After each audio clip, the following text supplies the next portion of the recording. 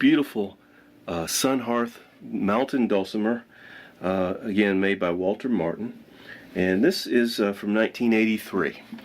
And I just recently acquired this dulcimer. It is in very fine condition, and for an instrument of its age, I don't know that you would say mint, or but it's in very fine condition, and you can tell it's been played very little, if played at all. And so, you know, with about 20 hours of work here, this instrument would really begin to bloom and begin to get its voice back, because it needs to be played.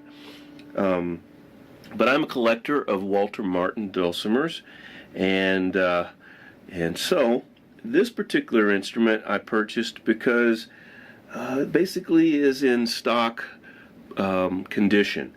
My first Sunhearth dulcimer is a similar model, as you can see here.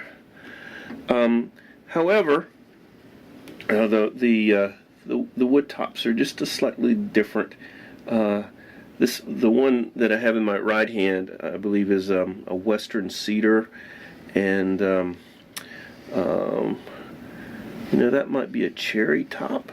You know, I'll have to check the serial numbers and try to find out exactly. The side and the back are walnut, but clearly different dulcimer top than what I have here.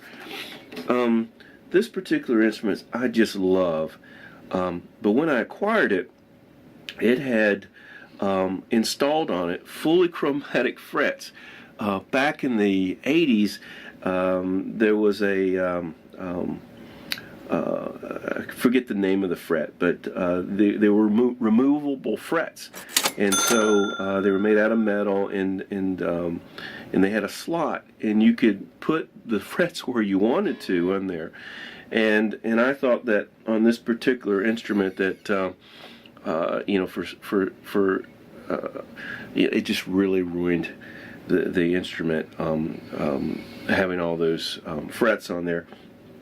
So I asked Kenneth Bloom from North Carolina if he would take a look at my dulcimer and try to make some modifications on it. And he pulled those frets out and replaced them with these wood fillers, and did a remarkable job, given the amount of handwork and lutherie involved in making this instrument very playable again, and without losing too much of its aesthetics.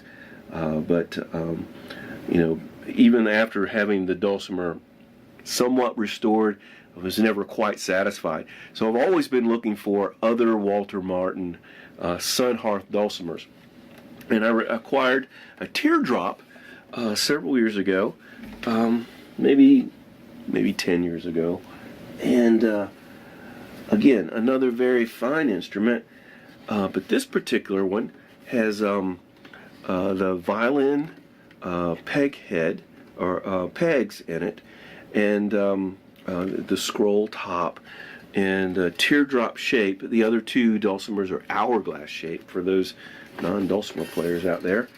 And what are on here are what's called fine tuners, so that you tune the dulcimer, and then you're able to use these this device here to fine tune the instrument, because these are very difficult to tune. This particular instrument does not have the 6.5 fret, and really what was the most frustrating for me is learning how to play dulcimer with friction pegs. So I never quite used this as a player dulcimer, but it's certainly a collector dulcimer and a beautiful keepsake. So that's it, my collection of Sunhearth dulcimers.